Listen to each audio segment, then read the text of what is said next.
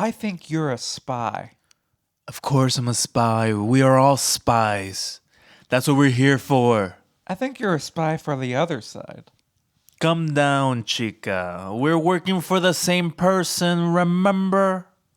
Mother beat the shit out of both of us. I wouldn't mind having her foot on me again soon. You're a double agent. Your eyes have been shifty since we got here. That just sounds like racism to me. Anyone can be a double agent. If anything, you should take it as a compliment. I don't have the chops to lie that much. So what are you going to do? Kill me? Because of my eyes? I'd like to see you try. No, I'm going to turn you into a triple agent.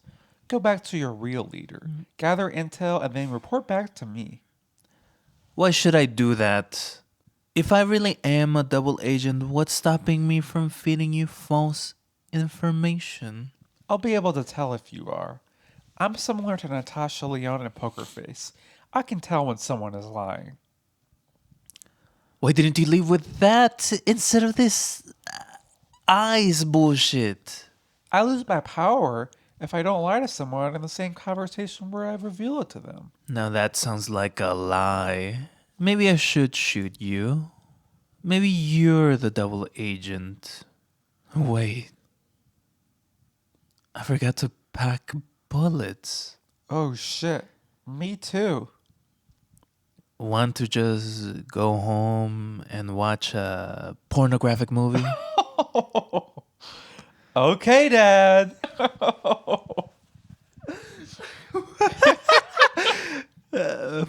Hitting both edible and electric complex. From the floor to the ceiling.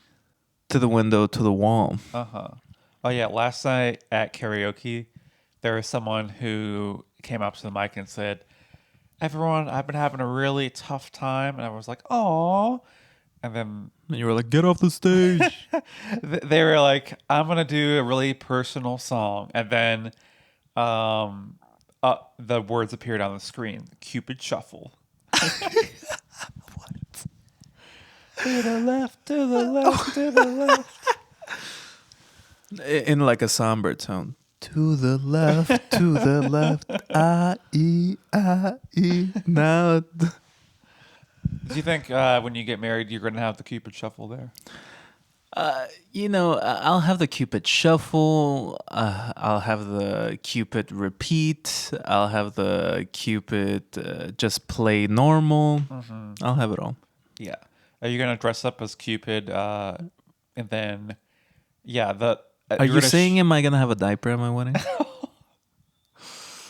Are you asking me right here, right now? Am I gonna have a diaper at my wedding? No shirt.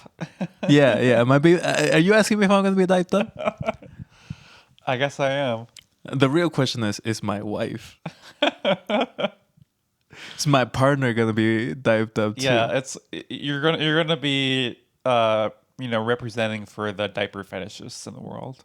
Or maybe just incognitant people. You know, like I imagine us like me and my future partner at this very important day in our life, hearing "You may now kiss the bride or groom," or whatever, and then we go in for a smooch, and then you hear. Oh God. We're starting off the episode on a great foot here. Yeah. I think the person that sung the Cupid Shuffle at karaoke, I think they're braver than I am, and they're also really representative of something I really enjoy in the creative mind, which is you can take what is available and make it your own. And that's kind of how I feel about this piece of media we're going to be covering today. Yeah, La Flor. La Flor. Or Le Flor. Like, I'm no good with, like, ethnic words like that. The Flower. The Flower 2018. Which is an Argentinian film. Yeah, this podcast is developing a little bit of a mate abu like reputation. We have seen and read and talked a lot about Argentinian stuff here, But it's good. I mean, we're both Argentinian, so that makes sense. Obviously. And this was written and directed by Mariano Linneas. Yeah. Hopefully. Yeah, I'm glad that we're getting. Well, tell me more about this guy. Is this guy?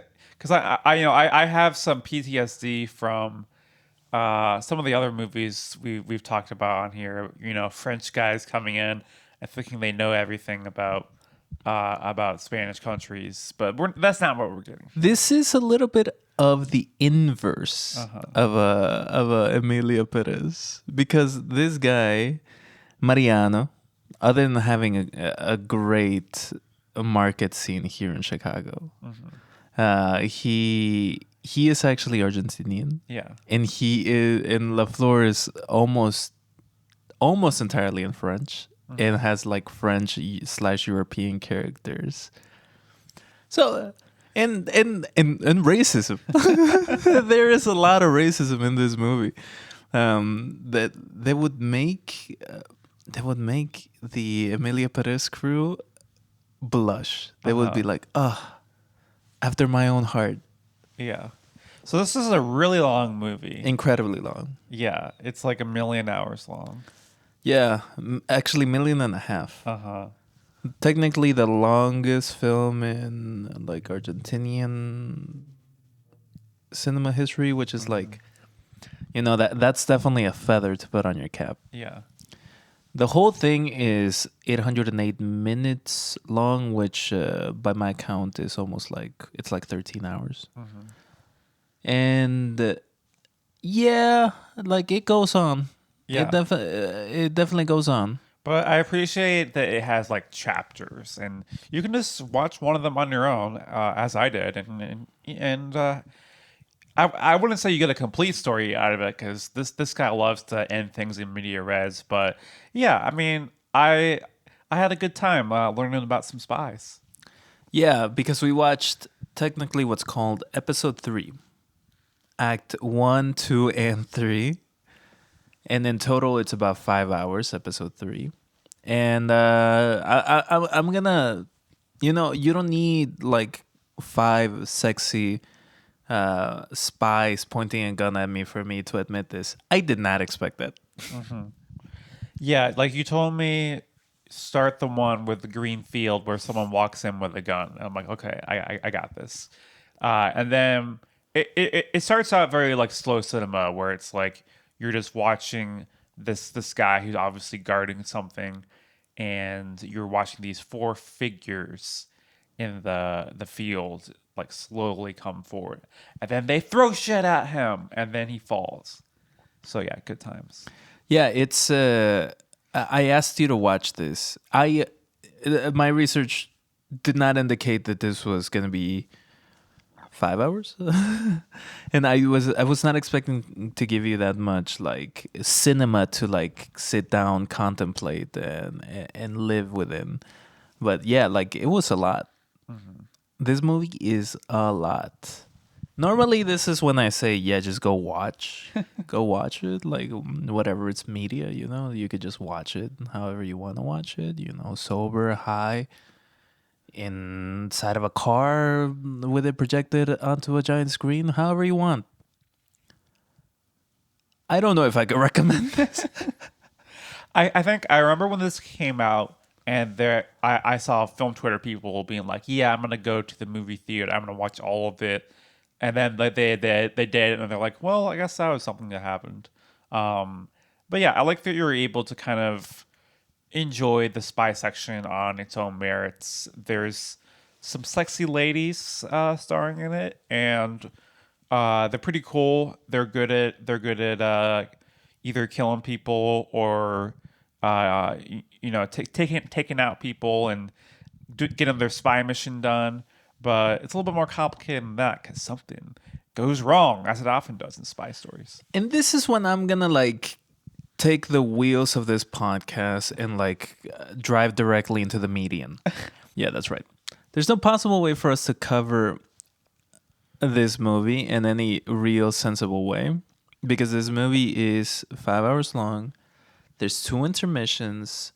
Adrian Brody doesn't even show up until after the second intermission, and the way that this is mostly told, it's told through like this narrative voice that's effectively prose. Like it's almost like an audiobook with some like visuals added to it. Yeah, and at first I kind of rubbed against this because it felt a little bit lazy. Like oh, we're not going to actually show you what's going on. We're going to tell you what's going on. We're going to tell you about how, like, pretty early on, like the narration says, all four of these women are going to die. Do we actually get to see them die? Maybe not. But like basically the narration is like telling us about all these like big experiences they're having right before they die. We don't actually get to see any of that, and I feel like that's violating one of the central tenets of storytelling in visual mediums of show don't tell. Yeah, and I was in the first like 3 hours of this movie. I was like, why are you just telling me? You're just telling me everything. I'm looking at it. I'm looking at this beautiful, sullen woman that is great at killing and is not calling me back. Like I can gather what is happening here. It's a stylistic choice. It's a stylistic choice that I only really grew to appreciate once I saw other elements that Mariana was putting into this, like humor. This is a very humorous movie. Silly, whimsical, like there's like it's fun. There's also like this sense of pastiche through it. There is almost zero sense of subtlety or subtext in this entire 5-hour film. You mean there's no subtext behind a character being named Mother? That's right. Zero subtext. And then, and just like to lay out some other things, like there's also like this sense that there is no like point of view about a possible world in this. It's not exactly nihilism as much as it's like, can we just walk through this path and just die? I guess that might be nihilism. I don't know. I don't read. I get told what's happening in the screen in front of me by like an Argentinian man. Okay, anything other than that, impossible for me to know. Yeah, like the worldview is that some of the characters take any chance they can to say, let's get out of this shitty country in the southern part of the hemisphere. Yeah, and there's also like, you can also ask the question like, what does this movie think about women, or like, what does it think about like love? These things that are like like normal topics of conversation, right? And all of this is to say that Mariano gets into it. Everything I mentioned, he just gets into it because he has the runway to explore any one of these things to the depth that he wants to, which happens to be fairly shallow.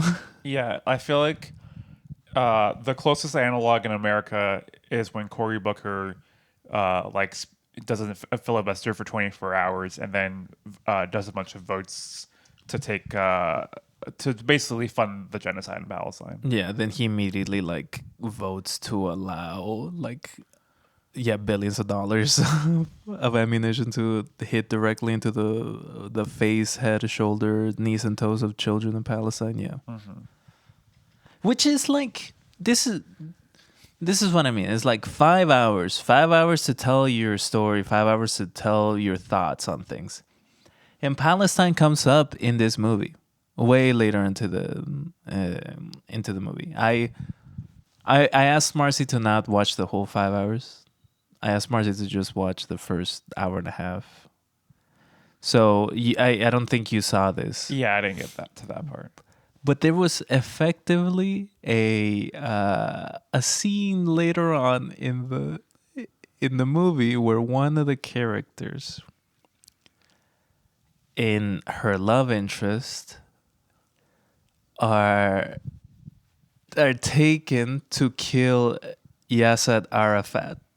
And then the fallout of that happens. She's just kind of a little like, oh well, no, well, I'm in this hotel. Sorry, I got all this money in this hotel. I can only like be sad here because the guy that I wanted to fuck didn't fuck me, and and that same assassin gets airlifted out of this like murder spot by Israel, and it's called out by name.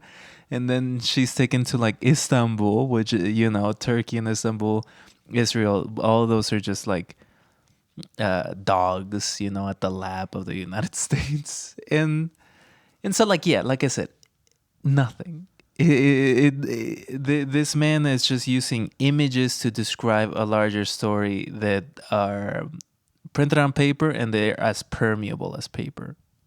Speaking of paper, you literally see.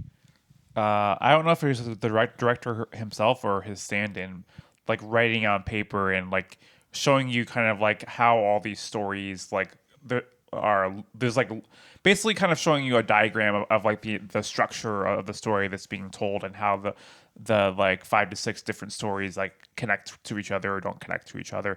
And you get that kind of like partially through, like maybe like 75% through the hour and a half I watched. And then he's doing your favorite thing in art, breaking the fourth wall and saying, we're not close to the first intermission or the second intermission, so hold on, we have this many hours left. It is a little like shitty to be like, let me go ahead and tell you not a story here and just immediately push you into, fuck you, watch this. I mean, I think there's like a certain amount of like I kind of do.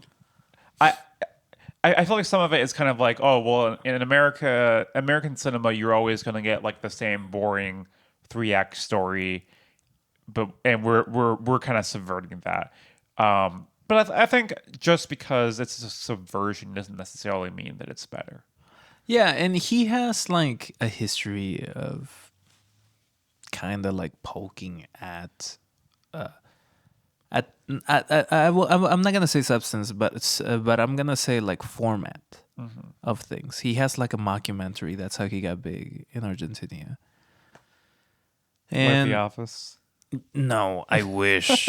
I wish Greg Daniels would never. Greg Daniels doesn't have the balls to like ask you to sit for 5 hours.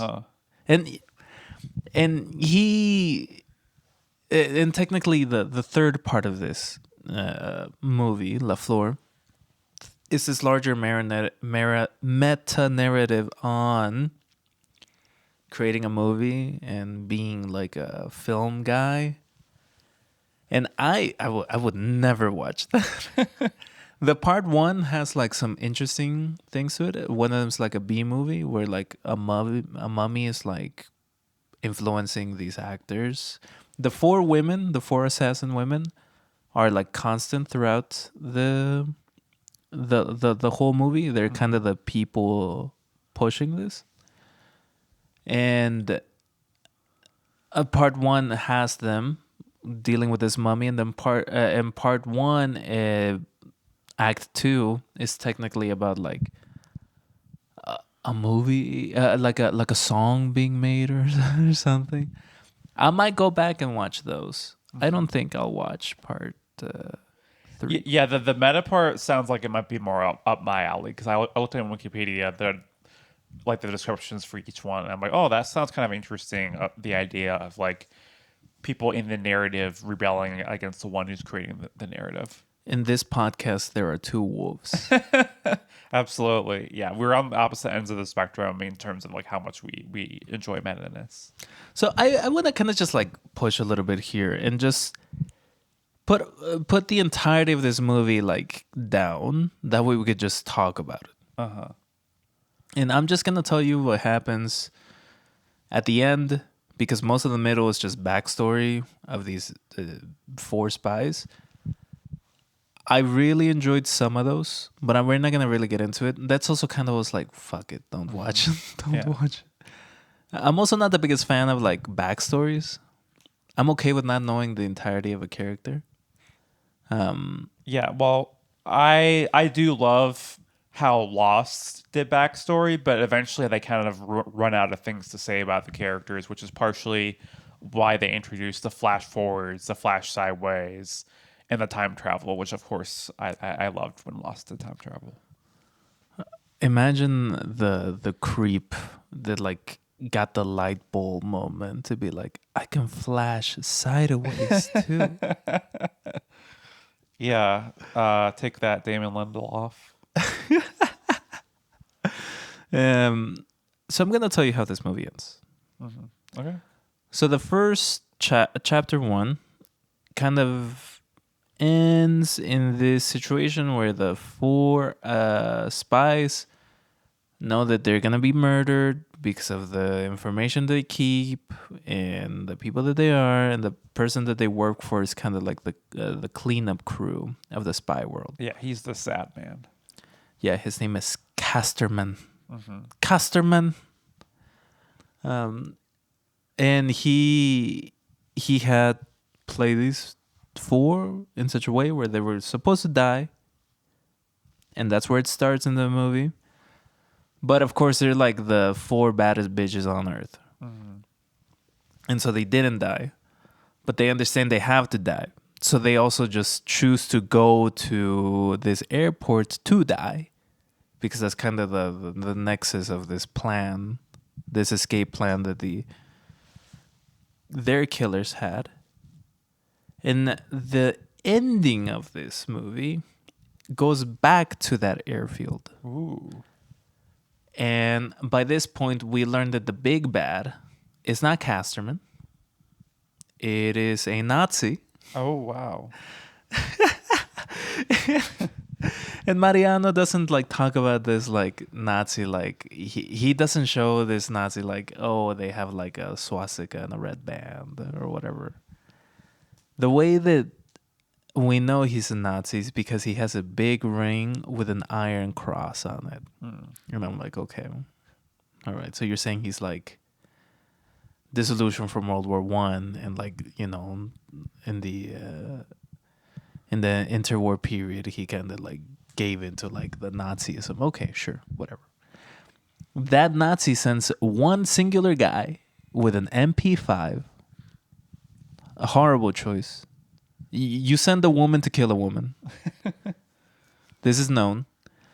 But this Nazi sends this one guy with an MP5 to go into the airfield and like shoot down these 4 assassins. But there are 4 other assassins that are kind of still trying to do the same thing. And so there's a moment where they see this Nazi guy, this hired hitman, and they're like, oh, this guy's an amateur. We spotted him from a mile away. This guy's an amateur. He's a loser. And so there's this kind of like secondary antagonist, Mother, it has this moment of crisis where it's like, what am I supposed to do? What am I supposed to do? Am I supposed to kill this guy? Am I supposed to kill these women? I am a woman sent to kill other women.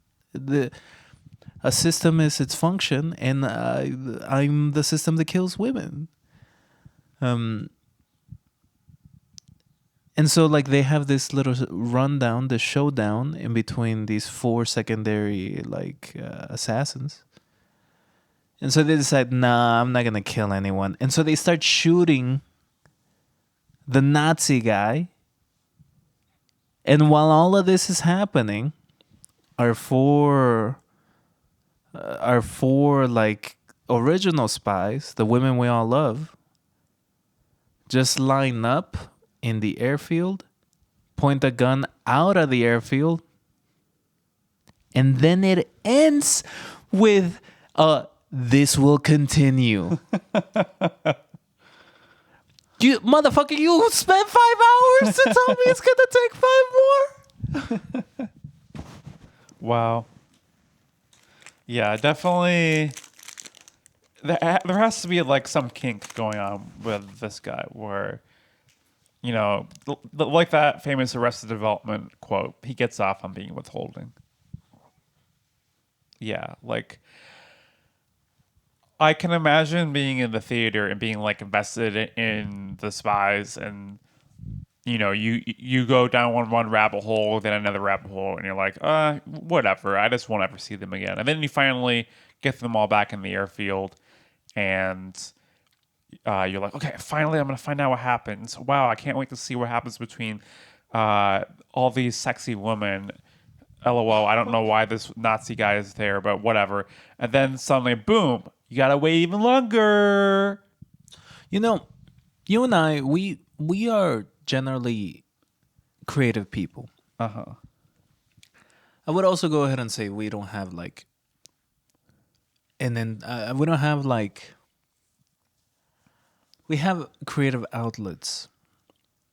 What we don't have is our creative outlets with a lot of money behind it. And sometimes I wonder, like, the pressure of notoriety and like backers pushing on someone.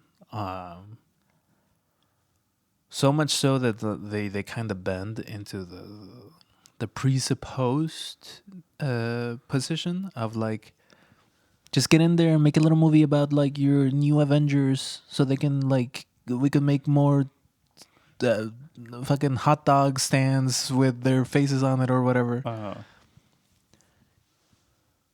And I think, what would I do in those situations? Yeah, basically, like you're Ryan Coogler and you're having to make a bunch of franchise movies, and then finally you're able to make your Sinners. I would like to think I might have some modicum of creative thought, but I do not have the Ryan Coogler level of thought. I think about how it's generally easy to like let the wind push you. It might suck, you might not like it, but it's easier. It's easier than going against the wind. Like even now, there's this like larger conversation about the new Lilo and Stitch, Yeah. and about how the creative there like effectively took the very loving belief that comes in Hawaii and the communitarian like aspect of Hawaiian culture and throws all that shit away Yeah.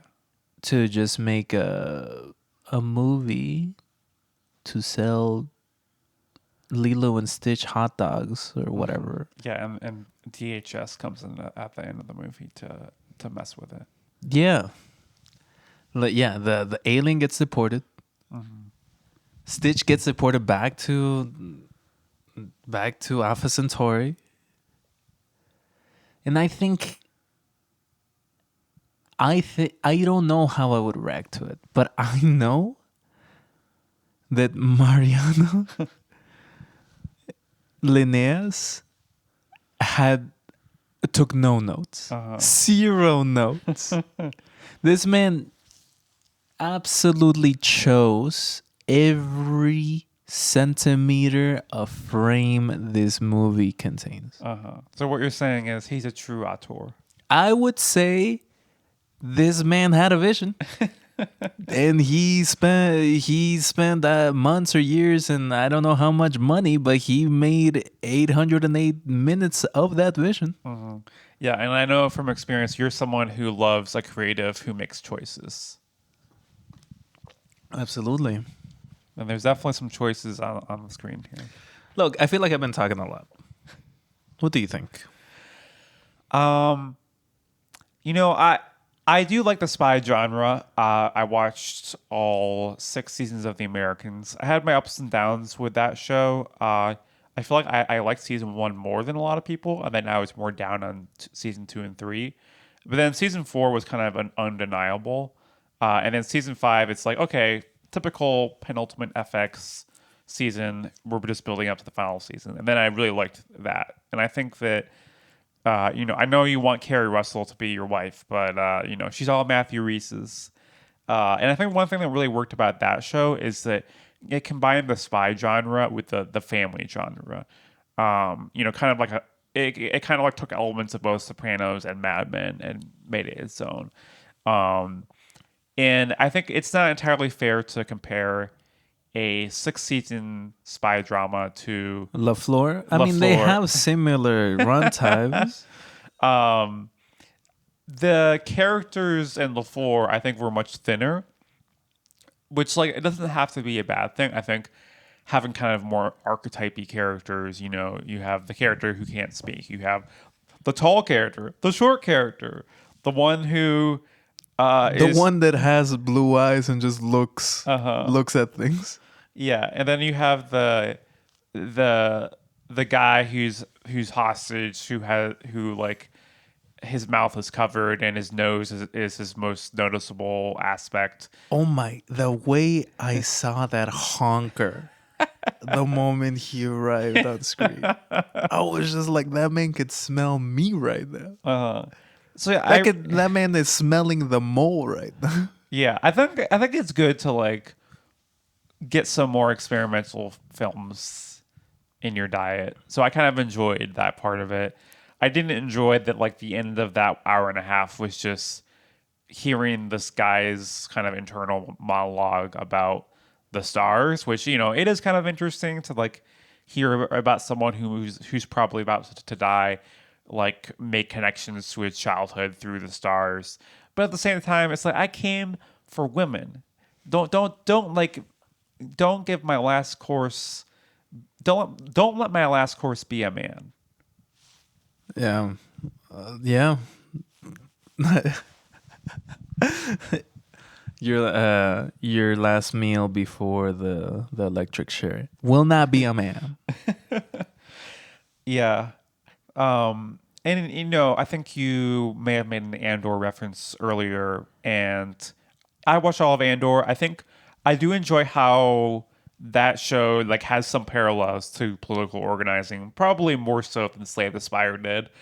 It's all about like trying to dismantle the empire, and there's a lot of like one-on-one organizing conversations. It's trying to get your senator, your representative to be a little more like, bitey. Yeah, definitely the Mon Mothma stuff feels like probably the closest analog to U.S. politics.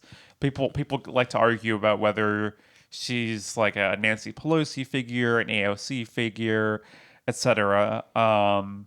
But yeah, like definitely the episode where she like gave a speech and said genocide, like it was very easy to see the parallels. And yeah, I like it when you can like make connections one to one and then have arguments about whether a show on Disney Plus can be a leftist show or not. Well, Andor 100% has more things to say about, culture than LaFleur has. Yeah, definitely. At least LaFleur part 3 or episode 3. Yeah. And Andor doesn't need like a weird, like it does have an abnormal format in the TV world in terms of like having these 3 episode sets where every, like for instance in season 2, a year happens in show in between every 3 episodes, which is interesting. But it's not like in La Flor where it's like, yeah, I'm gonna draw a diagram and break the fourth wall in order to tell you what's going on here. Yeah, Tony Gilroy should put on his big boy boots and get in front of a camera. I think, the world of spies, and like this podcast does have a little bit of a spy through line. Just doesn't, like, I want to like it. I want to like the genre. I want to see the kind of like planning, the scheming. I like that. That might be my favorite. The tech. I really like that part of all this spy stuff. Like some of my favorite things about Andor were how they got around like communication in the vastness of space that is seen and surveilled by the Empire, and how they did all that. I really like seeing all of that. And there was moments in La Flor where they have that too, and there's moments in like every spy scene where they spy movie that has that kind of stuff. And that's my favorite stuff. You know what's not my favorite stuff? when they're like, well, we're just working at the behest of this three-headed like hydra of a system that, given the opportunity, would eat me and the person I'm trying to kill, and also like the 1,000 other people in a 2-mile radius from me. Because it always like falls a little flat. There's no real critique of capital. Or fuck it, like this part of this movie talks about the USSR. Like, there's no real critique of the USSR in this, other than it's just like, well, they're the bad guys or they're the good guys sometimes. And in Andor, which is like we as a society are like shackled to Disney, to the point where like we have to look at Andor too as a revolutionary text. At least in Andor, it's never like, well, the Empire might have some good ideas. Maybe the Empire might be the good guys after all. Yeah, I mean, I think the show is like very clear about where it stands ethically. Like, I mean, one thing I do like about the show is it does show like how the Empire like chews people up. There's a lot of people, especially in season 2, who put in a lot of work for the Empire, and then when things go wrong, like they're either killed or put in prison. But yeah, I think often in these spy stories, the lore just kind of bogs things down, where it's just like, I don't really care about like how the inner workings of like the spy organization and how it like affects these people that much. It does kind of remind me of like John Wick, where they have like the hotels, they have the coins, they have Idris Elba. So yeah, I think spies really do like the lore, and I think it gets a lot of people to watch it. I know a lot of people do like that shit. Lance Reddick. Okay, yeah, Lance Reddick. Yeah, not. I listen to women. I only correct out of love. Yeah, for Lance Reddick. I had his face in my head, but yeah, I mixed up the Wire co-stars. Yeah, I think the spy genre, it's definitely, I like, there have been some spy shows where like I was just like, this is just too thick for me. Like, I do like how shows like The Americans kind of, you could just get into the mission of the week type of thing, and it was hard to keep track of like what everything was for, but at a certain point you're just like, you know what, it doesn't even matter. Yeah, I mean, like I in one of my solo episodes, I covered the movie Black Bag. Mm-hmm. Steven Soderbergh's Black Bag came out earlier this year, which is almost zero large commentary on like multipolar world, like forces against forces, states against states. And it really is just about like, how much a man loves his wife, or how much me could love Carrie Russell if she gave me a chance. And I liked it that better than like that. But yeah, there wasn't any like larger like scope of the larger forces, or the real evil with no teeth involved. I haven't seen The Americans. I saw like 5 episodes, but that's it. I would say, I will ask you, do they get into this kind of like, the real villain is like the USSR or the USA, and they're like both, evil in such a way where like, not through a materialist analysis, but through like just vibes. I feel like to some extent, like because the USSR is kind of crumbling when it's happening, you definitely do get like scenes where you just see like how little food there is in Russia, and honestly, the scenes there in Russia were always the most boring parts to me of The Americans. But yeah, you kind of get both because like later on in the series, they're trying to decide how much to bring their daughter into it, and so in the daughter page, she kind of becomes like, is she going to want to become a Russian spy with her parents? Is she are her ties to America going to be what are stronger? So you kind of have that conflict within her.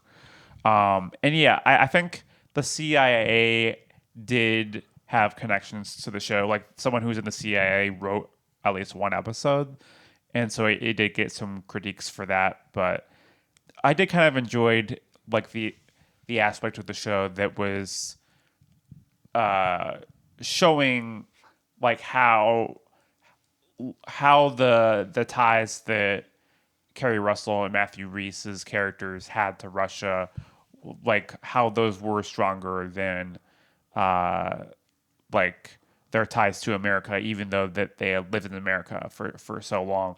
And kind of Matthew Rhys's character kind of went through some real crises while he was a spy of like, can I actually do this? So yeah, it was definitely an interesting show, not necessarily like a watch this if you want to see some communist propaganda show. Right. And that is kind of the my takeaway, where it's like spy thrillers and spyness in like media is so much better when it's the procedural stuff or the interpersonal stuff versus the how can I like present like a pro-capitalist or anti-communist or vice versa, or like somewhere in between point of view. Like I think about like the show Jack Ryan, which I sincerely try to watch. John Krasinski, enemy of the pod. And that was just an atrocious 40 minutes that I spent watching. And I because it's all just but because I had like the State Department's like cock bat in its like lower part of the throat. And I didn't want to watch that. I just didn't want to watch it. And I think about all of these other like spy stuff that I've seen. Yeah, like Mission Impossible. I saw that the new movie, and I like those movies, but definitely the U.S. military had like a significant hand in that movie, where a lot of the movie is Angela Bassett, who went from being the head of CIA to being the president. Her trying to decide she is George H.W. Bush. Pretty much, yeah. Yeah, she's trying to decide what cities to nuke because otherwise the AI will nuke all the cities first. Oh my! Is that the? Yeah. And basically, eventually, they decide that they're going to have to nuke a U.S. city in order to Philadelphia. We could live. We could live without Philly. I do have some friends in Philly. But basically, the idea is, I need to nuke a U.S. city because otherwise the rest of the world will be mad at us for nuking everything except for the U.S. But then they don't say what U.S. city they're going to nuke in the movie. They're just like, we have a list of U.S. cities with high populations. Let's just choose one of them. And then, of course, everyone online is like debating what city it is. I've seen people say Chicago. Some people say Boston. Now you're saying Philly. We could do without Boston. And of course, the movie. Spoiler alert. The world is saved by Tom Cruise, and no nukes are deployed. Boo! We could have lived a post Boston world. Now that George Wynn's dead, I guess one less person in Cheers would be wiped off the earth. But no, we're keeping Boston. You're right, Seattle. You know what? I don't endorse any of this. But basically, Angela Bassett would. I mean, yeah, she would. But reluctantly. But at the end of the movie, of course, her son is in the military, and the end of the end of the movie is her hugging her son who's wearing the uniform. So you know, put me in a blender. there is just this like I can appreciate a movie like La Flor taking making its choices. And honestly, like, okay, I'm gonna say it. Emilia Perez also took its choices, Yeah, but they weren't good ones. but of course not. Paris, Nuke. I mean, who? We need to out of the find 8 a way billion to people. just nuke the director of Amelia Perez and no one else. It's in Paris. And but hearing that kind of like stuff about Mission Impossible, that sits me down and puts me to sleep. Like I do not want that. I was planning on watching it this weekend. I probably still, but damn, that sounds atrocious. Well, there's some fun scenes of Tom Cruise almost falling off a plane, so maybe that'll offset it for you. Look, Tom Cruise is like anti AI, which is nice. Yeah. You know, like he's like also pro cinema. I'm fairly certain like Tom Cruise would sit down and watch La Flor and have like great things to say. I'm not Tom Cruise. But I would be surprised if suddenly 2 seasons in you reveal that you are Tom Cruise. That'd be pretty cool. Yeah, this is all a ruse to get you into Scientology. You know, you're not clear. Yeah, I guess not. But yeah, there's a lot of different flavors of spy media, but most of the ones in the U.S. end up becoming U.S. military propaganda. Which is something about La Flor that is honestly like a little refreshing, because La Flor has like no precise point of view. It just kind of takes this is all bullshit, you know, the world is fucked.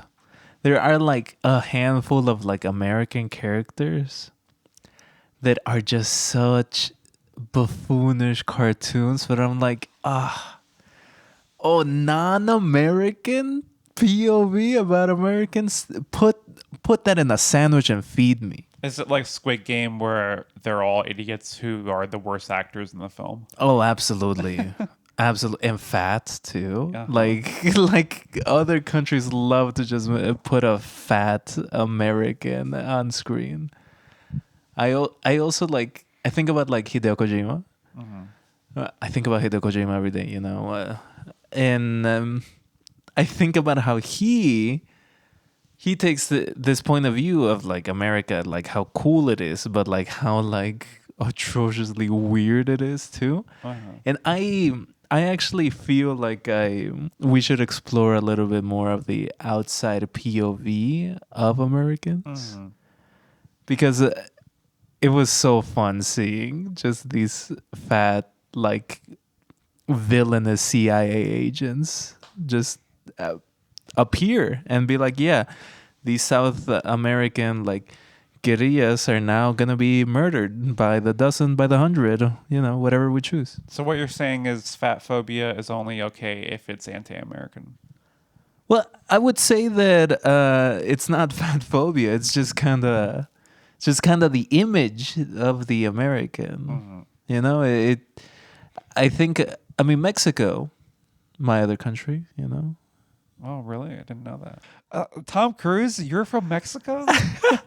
Is one of the fattest like nations on earth, and like I don't think people walk around with like the image of like globally of a Mexican being fat.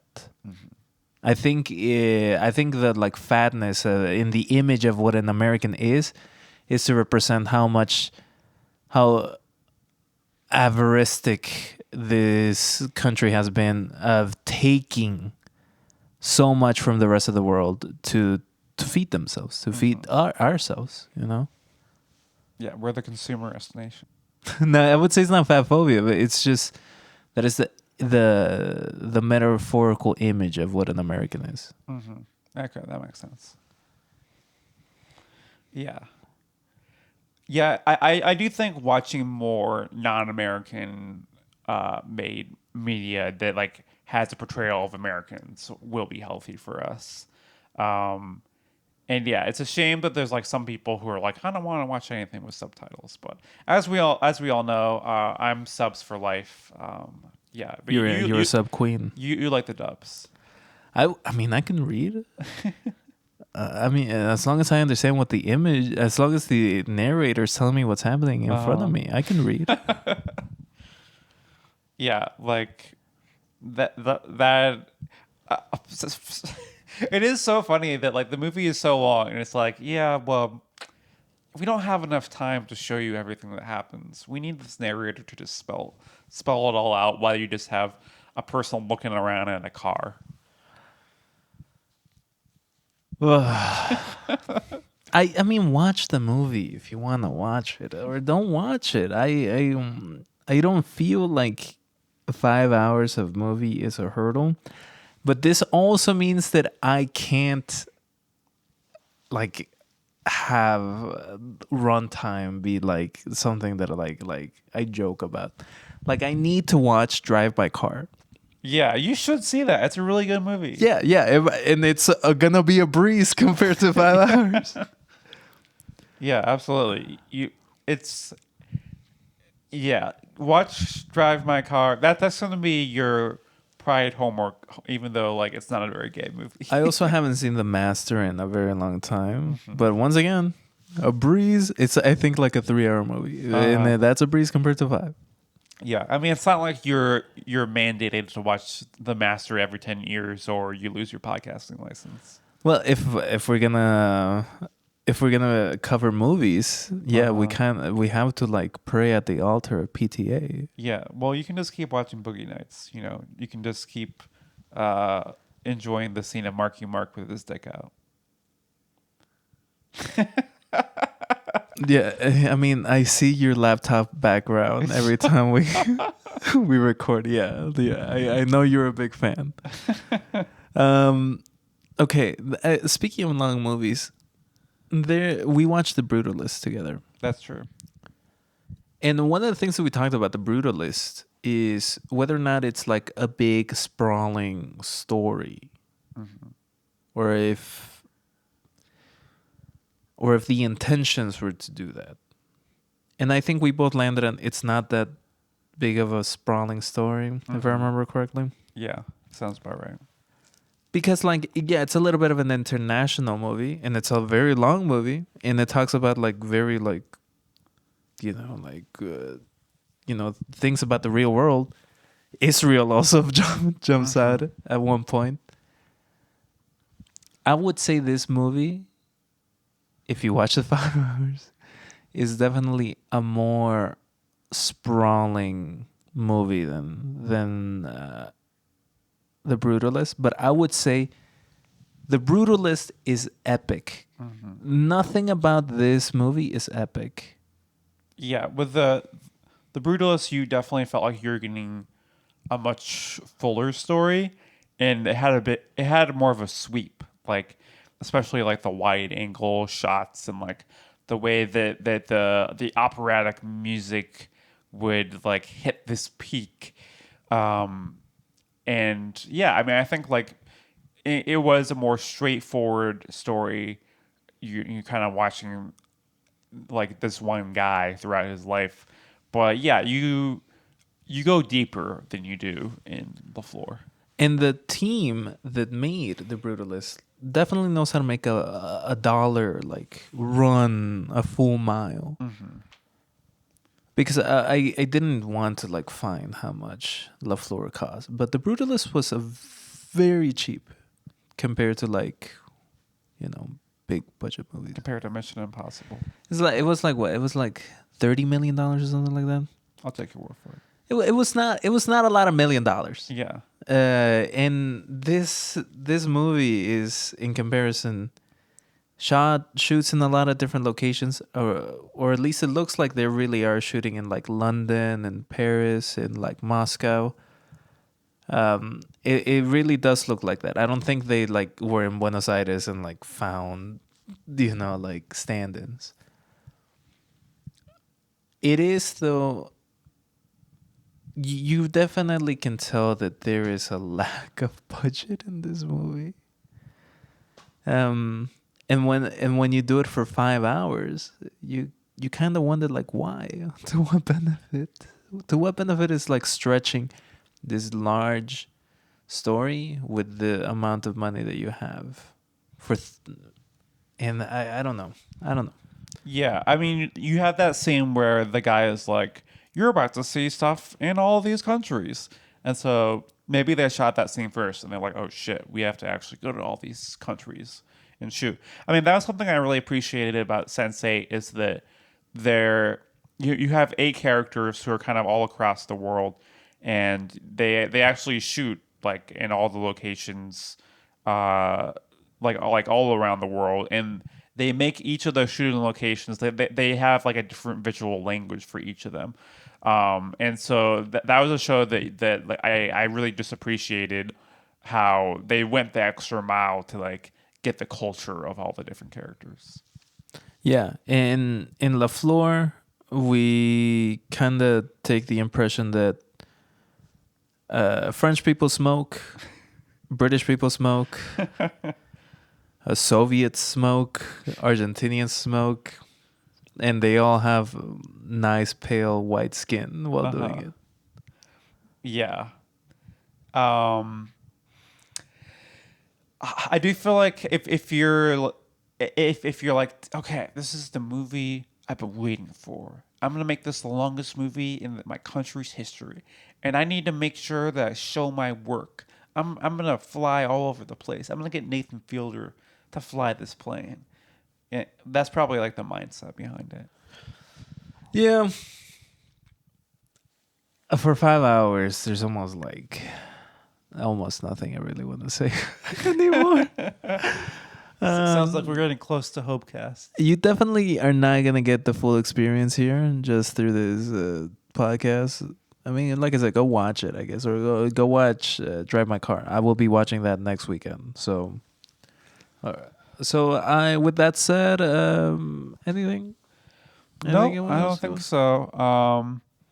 Yeah, I'm excited for Pride Month. You know what? We're just jumping right into Oh my Hopecast god, here. we're gonna be so gay. Oh my god.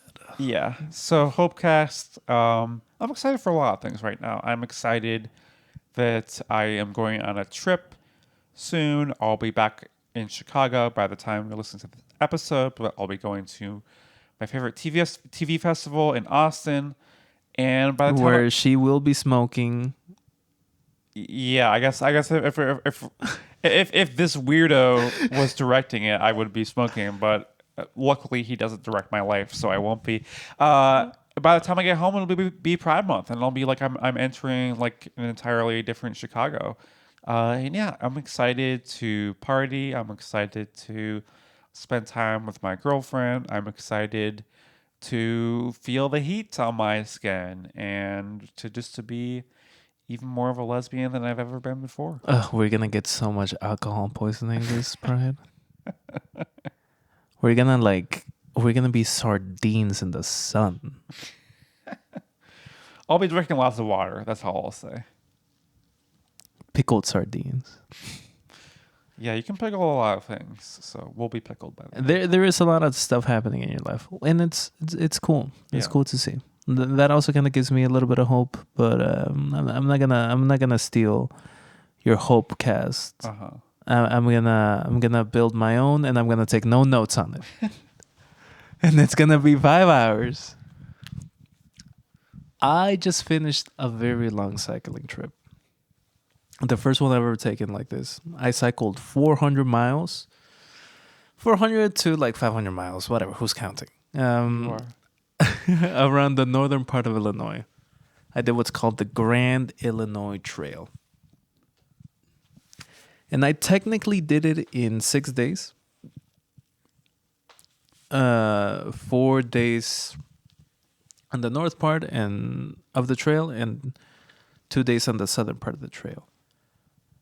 And I've